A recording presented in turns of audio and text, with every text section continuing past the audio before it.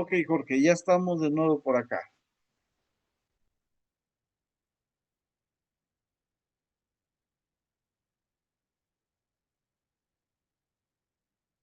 Bien, listo, Jorge. Comenzamos entonces con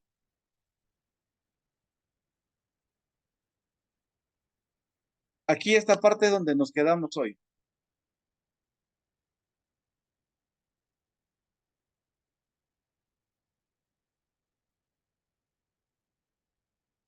¿Me escuchas, Jorge? Sí, profe. Ok. Bien, decíamos entonces que la Constitución de 1917 sigue siendo la ley fundamental de México, ha influido en su política y su sociedad hasta el día de hoy. Gracias a esa revolución mexicana que existió en ese entonces, hoy podemos vivir con libertad y más con la creación de la Constitución de 1917, tenemos nosotros ahora ya derechos, pero también tenemos obligaciones. La Revolución Mexicana de 1910 fue un evento clave en la historia de México, que buscaba la justicia social, la igualdad y la democracia. ¿Qué quiere decir? La justicia social, que todos tuviéramos lo mismo. Se pretendía y se pretende hasta hoy que no haya más ricos, que no haya más pobres, que todos seamos iguales, que todos tengamos eh, ni privilegios, que todos tengamos los mismos derechos.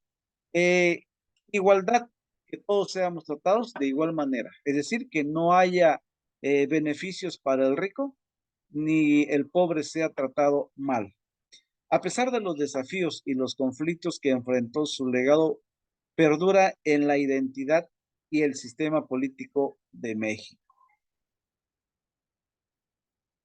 La Revolución Mexicana condujo a la promulgación de una nueva constitución política, la que hablamos, la de 1917. Esta constitución estableció principios de justicia social, derechos laborales, reforma agraria y otras formas importantes. Es una de las constituciones más avanzadas de su época y ha influido en la legislación de otros países. Mira, qué tan importante es que ha servido de base para otros países, porque por medio de nuestra constitución política tenemos derechos laborales, es decir, que dice que no debemos trabajar más de 8 horas y por el trabajo que realicemos debe existir un pago.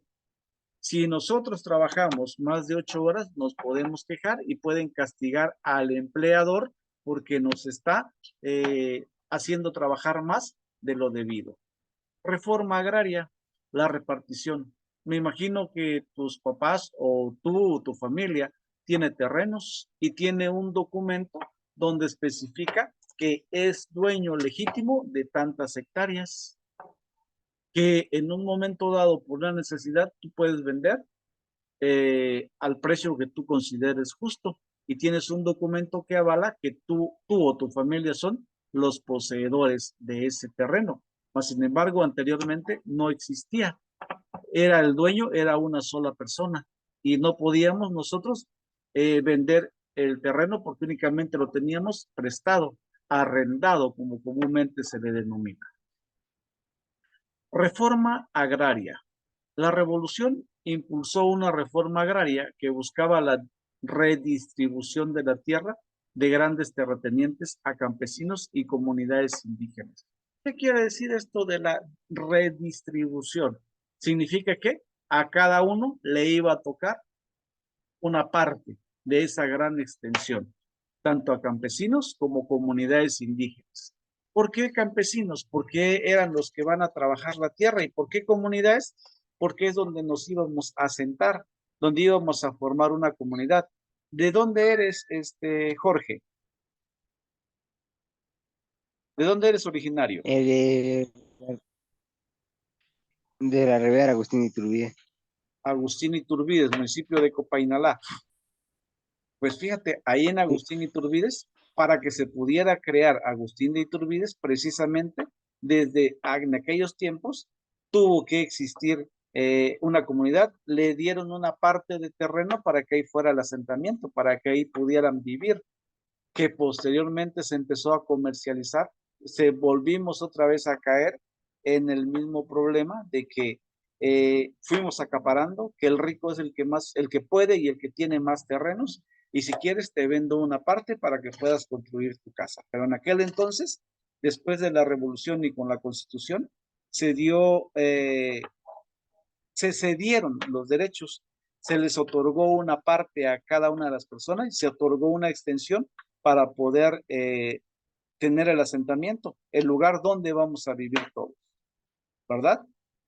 Se crearon ejidos, que son tierras comunales, y se crearon y se limitó la cantidad de tierra que una sola persona podía poseer. Lo que te decía hace un rato, ya aquí se definen y se les da una extensión de manera personal. Se define cuántas hectáreas de terreno podía tener una sola persona, pero ya no podría ser acaparador como lo era en aquel entonces, que habían muchas extensiones, habían muchas hectáreas en manos de una sola persona. Lamentablemente, al pasar el tiempo, volvemos otra vez a caer en lo mismo. Se le vuelve otra vez a dar poder al rico y en estos momentos existen personas que tienen grandes cantidades de terreno. Y te pregunto, Jorge, ¿lo trabajan? Algunos sí y algunos no, porque algunos tienen que pagar para que lo trabajen otras personas. ¿Ok? Entonces, estamos cayendo otra vez en la acaparación y la acumulación de tierras, ¿sí? Y es lo que en aquel entonces ya no se quería. Los grandes terratenientes se acabaron, se distribuyeron todas las tierras, ¿sí? Y por ahí surge un caudillo que dice, la tierra es de quien la trabaja y no de quien la acapara. Era uno de los lemas de Emiliano Zapata, por lo que se luchaba las tierras y se decía que la tierra era de aquel que verdaderamente lo trabajaba. Porque hay muchas personas que dicen, tengo 20, 30, 40, 50, 80, 100 hectáreas de terreno. ¿Será que siembra 100 hectáreas de maíz? ¿Será que tiene muchísimo ganado que está dentro de ese terreno? No, ¿verdad? Los dan rentado para que otros puedan trabajar, los que no tienen dónde poder hacer milpa, por ejemplo, arrendan un terreno. ¿Cierto o falso? ¿Cierto? ¿Tú crees que es justo? La verdad no. ¿Ok? Es por eso también que en aquel entonces, y por eso se da la revolución, porque muchos dijeron, no es justo que muchos tengan, no es justo que muchos tengamos nada.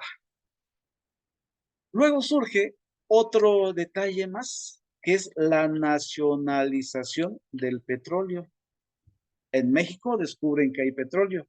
Durante la presidencia de Lázaro Cárdenas en 1934 a 1940, que fue el periodo en que Lázaro Cárdenas fue presidente de la República, se nacionalizó la industria petrolera, lo que significó que el petróleo y sus recursos pasaron a ser parte de la propiedad del Estado mexicano. Esto marcó un hito en la independencia económica de México. ¿Qué quiere decir? Que en el momento que este presidente retoma esa parte del petróleo y lo nacionaliza, lo hace de México, entonces todo el dinero, todo el recurso se queda en México. Por lo tanto, México es rico. Pero lamentablemente después de este presidente vienen otros más que prácticamente vuelven otra vez a vender esa parte. ¿Y qué es lo que sucede hoy en día?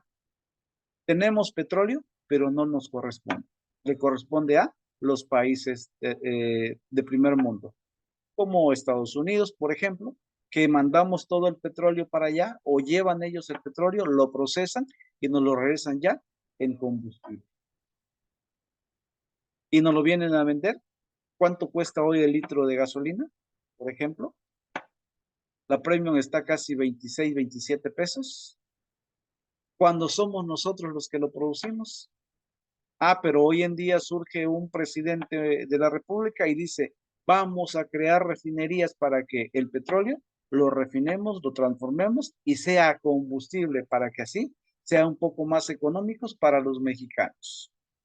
Pero los que son dueños de diferentes refinadoras expresidentes de la República, empresarios con suficientes economías, están en desacuerdo porque se les va a acabar sus minitas de oro, porque ya no van a tener recursos sobre este concepto.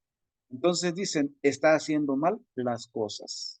Mas, sin embargo, los que menos tenemos nos alegramos porque vamos a poder comprar a un costo menor. ¿Cómo ves eso, Jorge?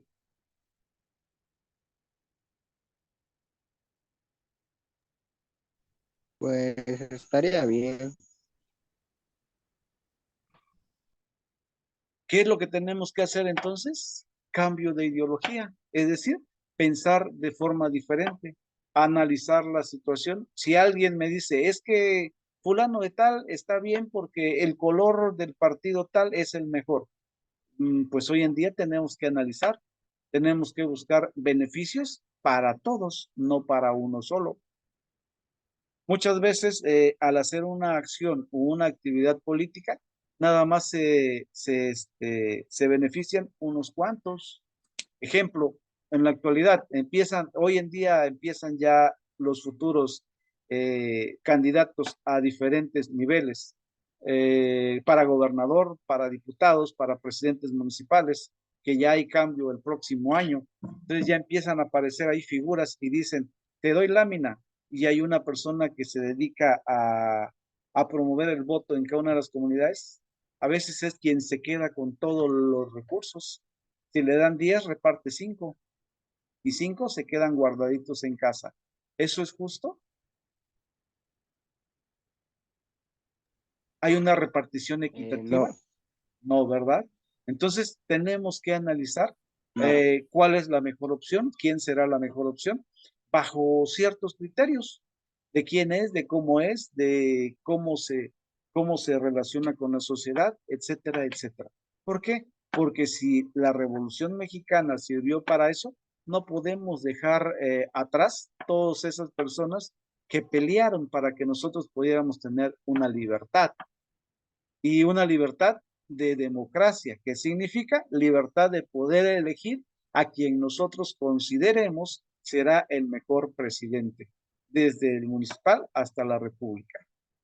No podemos seguir permitiendo que alguien llegue y me diga, es que tienes que votar por el azul, por el morado, por el celeste, por el verde, por el amarillo, por el naranja, etcétera.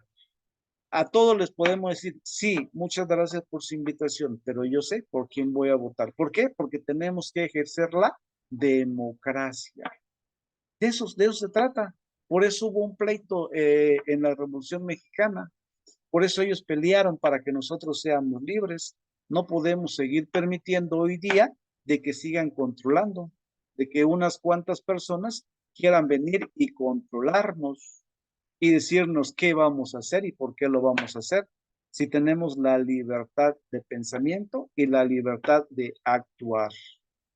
La Constitución política nos lo enmarca y nos dice que si alguien llega y me llega a condicionar por un voto, puedo yo demandarlo y con las bases, la Constitución política dice que va a la cárcel. ¿Te imaginas, Jorge? Y luego nos vamos a la otra parte, que es el sindicalismo y los derechos laborales. La Revolución Mexicana dio lugar a un fuerte movimiento sindical y a la promulgación de leyes laborales que otorgaron a los trabajadores derechos como el derecho de sindicalizarse y no a negociar contratos colectivos. ¿Qué quiere decir esto? Eh, habemos, te digo, porque también soy sindicalizado en el trabajo que realizo de lunes a viernes. El sindicato nos ayuda a qué? A conservar el empleo, nos ayuda a que no nos den o no nos hagan trabajar más de las 8 horas laborables. Pero hay en algo que sí yo estoy en desacuerdo en lo personal. Y siempre lo he dicho y me jacto en decirlo, también nos ayuda a ser flojos, porque hay muchos que no ejercen sus actividades y este sindicato los defiende. Es ahí donde yo estoy en contra de, porque si supuestamente es para brindar un beneficio a la sociedad, Entonces, no debemos colgarnos del tener una protección y dejar de hacer lo que nos corresponde. ¿Me doy a entender, Jorge? Sí, profe. Ok, es un derecho, pero también es una obligación que si me están pagando por hacer una actividad, debo yo cumplirla, ¿sí? Por ejemplo, en el trabajo que yo tengo, dicen que debemos trabajar de lunes a viernes 8 horas diarias. Mas, sin embargo, si yo trabajo más de 8 horas diarias, tengo derecho a exigir un pago más diferente. Y si no me lo quieren dar, el sindicato es el que va y dice, es que le tienes que pagar más porque lo estás haciendo trabajar más de lo estipulado en la Constitución. Pero ¿será que si yo trabajo menos de las 8 horas, voy a ir y decir, es que nada más trabajé 6 horas, no me pagues de 8, págame de 6? Y el sindicato va y dice, en realidad págale de 6 horas porque no trabajó. He ahí lo contradictorio, ¿sí? Porque no somos leales a nuestro salario, porque hacemos menos de lo que debemos. Los maestros, por ejemplo, que están en comunidades rurales, deben entrar a las 8 de la mañana y deben salir a la 1, de lunes a viernes. Pero el día de quincena, ¿a qué hora salen? Si bien llegan a dar clases hasta mediodía y si no, no llegan ya el último día.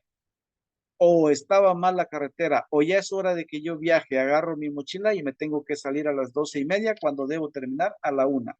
Pero el carro sale a las 12:30, ahí nos vemos. ¿Es justo, Jorge? Pues la verdad no, no. Ok. Mira, entonces todo eso por medio del sindicalismo y por medio de los derechos laborales es donde nosotros vamos a pelear. Y por eso te decía hace rato, en todos los aspectos se pelearon, todos los aspectos se ganaron, entonces tenemos derechos. ¿Por qué me voy a enojar yo, maestro, cuando la comunidad me dice, maestro, es que te tienes que quedar porque tu horario es hasta la 1? Si para eso peleamos, para que tengamos pagos justos, pero también debemos tener trabajo justo. Es algo que no todos entendemos. Entre menos yo trabaje, mejor. Entre más me paguen, excelente. Cambios políticos. La revolución también produjo cambios políticos significativos, incluyendo la alternancia en el poder de diferentes partidos políticos y la formación de partido revolucionario institucional, que dominó la política mexicana durante gran parte del siglo XX. ¿Has escuchado hablar? ¿Cuántos años tienes, Jorge? 18 años. 18 años. ¿Ya votas o va a ser tu primer año que vas a ejercer tu voto libre, democrático y secreto? Eh, Va a ser el primer voto, Va a ser primer tu año. primer voto en estas próximas elecciones. Después de la Revolución Ajá. Mexicana, se empiezan a crear los partidos políticos y el que se crea por primera vez es el Revolucionario Institucional, el PRI, que gobernó muchísimos años. Este fue igual o semejante a los 30 años de Porfirio Díaz. Aquí ya había cambio de personas, pero no había cambio de partido. Cuando de pronto pierden las elecciones los del PRI y llegan los digamos, los del PAN, cambian muchas cosas y decimos, es que estábamos mal, es que habían cosas que no nos dejaban. Luego del PAN llega Morena, el que está actualmente, y decimos, tenemos un gran presidente de la República, hay repartición de los recursos, ahora ya el dinero llega a manos de todos. Hay justicia social. El dinero ya no está en manos de uno solo, sino que el dinero ya está en manos de muchas personas. Y para eso se crean diferentes partidos, perdón, diferentes grupos, diferentes acciones, se crean y dicen, y ya dicen ahora que debemos tener una vida mejor y se crean programas tales como Sembrando Vida, Jóvenes Construyendo el Futuro, Leyendo y Escribiendo el Futuro, becas para las mujeres jóvenes o beca para las madres solteras, pago de apoyo para los adultos mayores, pago de apoyo para las personas con capacidades diferentes. Es decir, que el dinero ya está fluyendo. ¿Y quién está dando ese dinero? Nosotros. Todos los que pagamos impuestos, incluyéndote a ti, porque cuando te subes a una camioneta, estás pagando un pasaje, estás pagando un impuesto. Cuando vas a la tienda a comprar una galleta, un kilo de sal, un kilo de azúcar, etcétera, estás pagando impuesto. Es de ahí donde sale todo ese recurso para que se puedan mantener todos esos programas sociales. Porque antes no se hacía, porque todo iba en manos de unas cuantas personas. Al rico se le hacía más rico y al pobre se le hacía más pobre. Hay un problema. Lamentablemente, como sociedad, no sabemos qué hacer con ese dinero en manos. ¿Tú has recibido algún recurso, algún apoyo de esos, Jorge?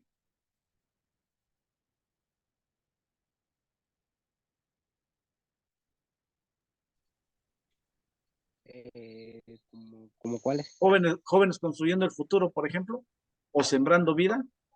No, no, Ninguno de ellos dos. ninguno de los dos. ¿Tu familia? No, Ninguno. Y no, debería, ninguno. debería recibir alguno, por ejemplo, el de Sembrando Vida. Si tienen terreno, deberían inscribirse para poder tener los recursos. A todos nos corresponde. Hay que buscarlo para poderlo tener, porque es un recurso que se te regresa por por el impuesto que hemos estado pagando. No debe quedar en manos de una sola persona, sino debe de fluir entre todos. Mas, sin embargo, hay un problema. A lo mejor el presidente de la República está haciendo las cosas bien y está dando el recurso para todos, pero nosotros no estamos acostumbrados a recibir dinero. ¿Qué hacen los jóvenes? Es ahí donde existe también un problema. Es ahí donde nosotros como sociedad y precisamente tú que vas a ser trabajador social, tienes que realizar una acción. Decirle, jóvenes, chavos, no malgasten su dinero. Se supone que les están dando un apoyo, les están dando una beca para que ustedes aprendan un oficio. A lo mejor alguien está con un herrero, a lo mejor alguien está con un carpintero, otros están en una tienda. Tienes que aprender para que dentro de un año tú puedas poner tu negocio. Y ahorita te están dando, no sé, 5,000, 6,000, 8,000, no sé cuánto sea la cantidad exacta. Aprovéchalo para ir comprando tu material y después poner tu propio taller. Esa es la orientación que tenemos que dar nosotros, los trabajadores sociales. Es por ello que estamos viendo estos temas, Jorge, para que nos demos cuenta y para que conozcamos, que tengamos el antecedente de que la sociedad anterior peleó por algo. Hoy en día estamos recibiendo una capacitación, estamos recibiendo un recurso, entonces lo aprovechemos. Pero lamentablemente, ¿a dónde se va? Con ese recurso, muchos están generando vicios, alcohol, droga, buena vida, comprando ropa, paseándose, y va a servir de algo mañana que ya no lo tengamos. Jorge, ahí tienes una labor muy grande, identificar a esas personas que cobran ese apoyo y decirles, tienes que aprender a administrar lo que hoy estás recibiendo. Juanito, Juanita, es necesario que te pongas a pensar en tu futuro.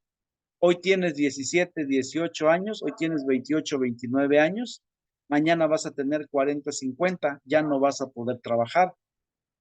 Por lo tanto, aprende el oficio al que hoy te dieron la oportunidad. Mañana pones tu taller, te compras un terreno, construyes tu casa y puedes vivir feliz. A eso se le llama verdaderamente vivir diferente, una vida digna, como lo dice el programa. ¿Me doy a entender, Jorge? Sí, profe. ¿Te das cuenta de la labor que tú puedes hacer como trabajador social? Sí, No es una simple carrera la que tú elegiste, Jorge. Es una carrera en la que tú puedes ayudar a muchas personas, donde tú puedes aconsejar, donde tú puedes orientar, porque eso vas a ser orientador. Vas a cambiar vidas, vas a cambiar formas de pensar y vas a cambiar formas de actuar, ¿sí? ¿Te das cuenta de esa responsabilidad como trabajador social, Jorge? Sí, profe. Imagínate, llevo 10 años dando clases en la institución, eh, voy viendo 10 generaciones pasar que han graduado, que están haciendo buen trabajo, que me siento orgulloso de cada uno de ellos porque están en la acción y tú vas a ser uno de ellos. A lo mejor nos volvamos a ver en otros cuatrimestres más, con otras materias y ya desarrollándote tú como un excelente trabajador social. ¿Estamos de acuerdo? También se buscaba la justicia social. Se promulgaron leyes para abordar la desigualdad social y económica, incluyendo las reformas fiscales y educativas.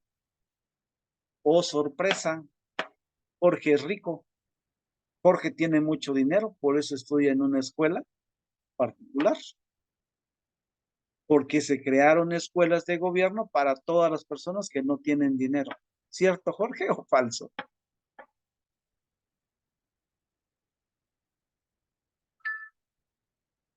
¿Qué me dices a eso, Jorge?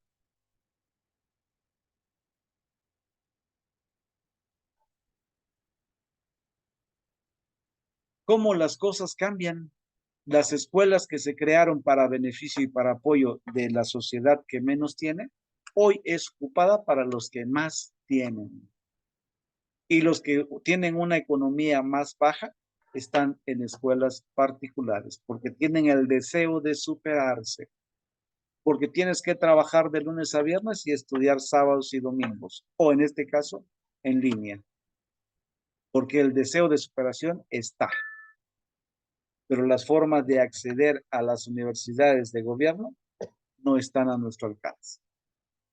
La revolución tuvo como objetivo mejorar la situación de los menos privilegiados, es decir, que los que menos tienen en estos momentos ya van a poder acceder o accesar a los diferentes centros educativos donde son atendidos todos. Cultura y arte. La Revolución Mexicana influyó en la cultura y el arte mexicana. Artistas como Diego Rivera, David Alfaro, Siqueiros y José Clemente Orozco crearon murales que representaban la lucha y los ideales de la revolución. Todos estaban preocupados, entonces lo representaban de mil maneras para que pudiera la sociedad darse cuenta. Identidad nacional. La Revolución Mexicana ayudó a fortalecer la identidad nacional de México y la constitución y la conexión del pueblo con su historia y su lucha por la justicia social. Se buscaba una igualdad, que todos estemos iguales, que todos tengamos las mismas condiciones de vida y los mismos privilegios. Conflictos e inestabilidad. La revolución también llevó a un periodo de conflicto y lucha interna en México, con diferentes facciones y líderes comprometidos por el poder. Líderes compitiendo por el poder. Es decir, aquí ya empieza un pleito diferente. Aquí ya todos quieren el poder, todos quieren mandar y empieza un pleito entre los que más tienen. La Revolución Mexicana tuvo un impacto profundo y duradero en México. Transformó la política, la economía, la sociedad y la cultura del país. Las reformas y los cambios institucionales que surgieron de la revolución ayudaron a dar forma a la nación moderna de México. Es decir, que gracias a esos cambios, hoy somos los que somos y tenemos los privilegios que tenemos. Podemos ayudar a las demás personas. Tenemos como trabajadores sociales la capacidad de poder ayudar, de poder cambiar, de poder transformar el pensar de las personas. Nos damos cuenta la gran importancia y la gran relevancia que tiene la carrera que estamos estudiando. Es importante entonces empezar a realizar acciones. Acciones a favor de la sociedad. Acciones a favor de los que menos tienen.